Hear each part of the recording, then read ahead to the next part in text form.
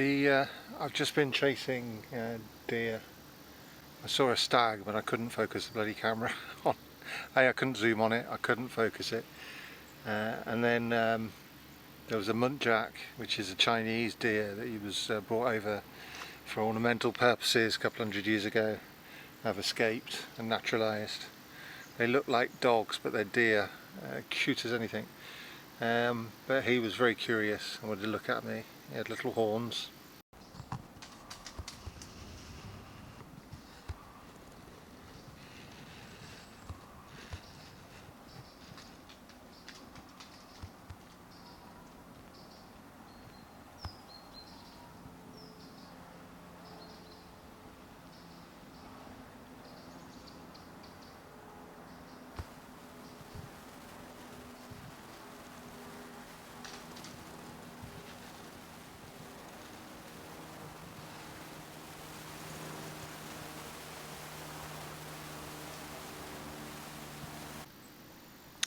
A miniature little man, and cute as anything. And then there was a hare. I couldn't focus on him, I couldn't catch him on camera. The Sony's just better for that. My old Sony camera, just impeccable focusing ability, but this Olympus is better for vlogging antiquities, being in the landscape, talking about earthworks and so on.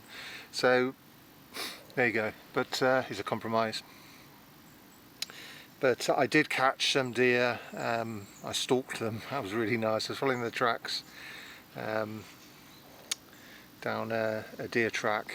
You can see animal tracks and you can see how fresh the prints are. You can follow them, and they'll also leave spoor as well.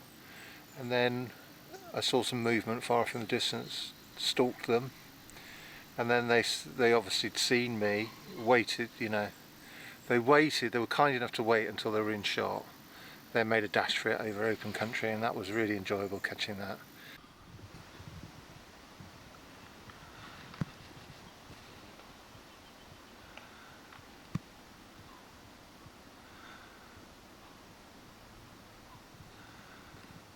And you know, I get a massive thrill about chasing animals, not hurting them, don't have to shoot them. You can stalk them and shoot them with your camera, and you'll have, you know, you'll have something to remember the sweet little things. It's very enjoyable, but and it's even more enjoyable leaving them alive to do their thing. And yeah, so I've been in a fallow period recently. I haven't seen any wild animals for a while. They've been hiding. So yeah, that last set of deer, I don't think they weren't my normal roe deer. I'm pretty sure. I couldn't see them that clearly, but they were. I think they might be fallow deer. A much more contrasty sort of pattern markings, and yeah. Anyway, onwards and upwards. We're heading for the next bit now. So I'm on the Cat Barrow, Catmoor's boundary. There's a footpath goes straight across there. And far in the distance, well, let's call it 3 miles, is Aurborough Hill, which I've done previous videos about.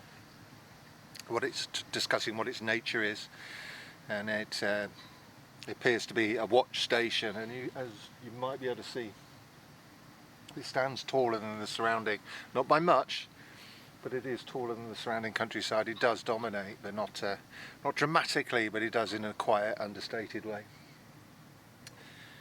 The old streets to my right, the charters must go up a hedge that went along up here. The reason for this is that the charter goes in the Stanmore charter goes in a clockwise direction and goes to Cat Barrow and then goes to a couple of others.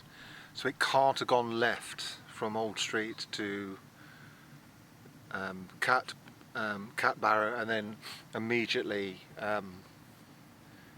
come back on itself, so it has to go in a detour around.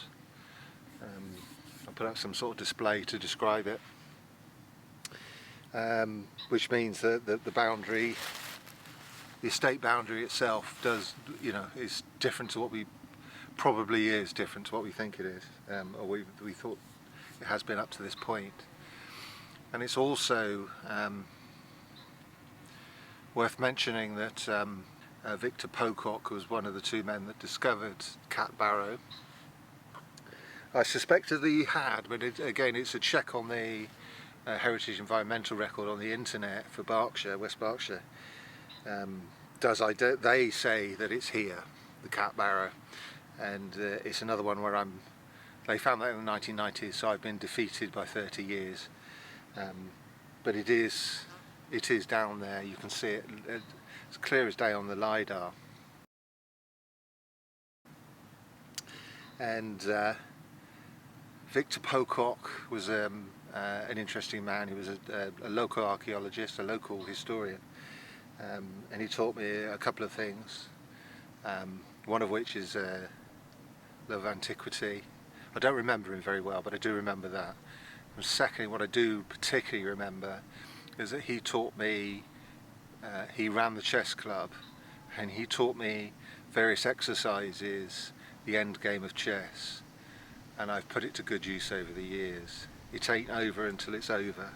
So he taught me the fox and the hounds, the geese and the fox, various other little games, and they're all unwinnable, and you do them to force your opponent to sacrifice pieces if he wants to win, and you basically make your opponents hurt, and sometimes if they're not paying attention you can win. I used it to good use against admittedly young player. He was a child, but he was a child on the county team, and I was just playing. His mother asked me to play, and I did so, and I thought, he's going for an early mate on me.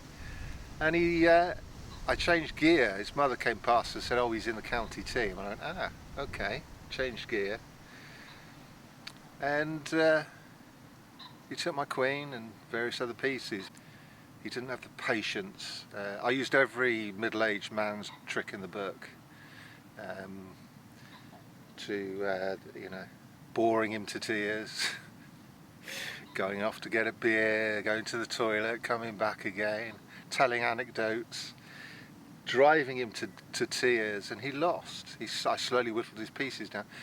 Now, it's a ridiculous story, but it's an example of, and it stands you in good stead in life. If your opponents are gonna take you down, you make them hurt.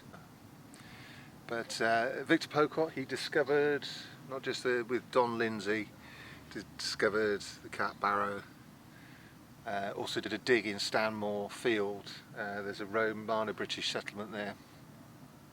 I had no idea.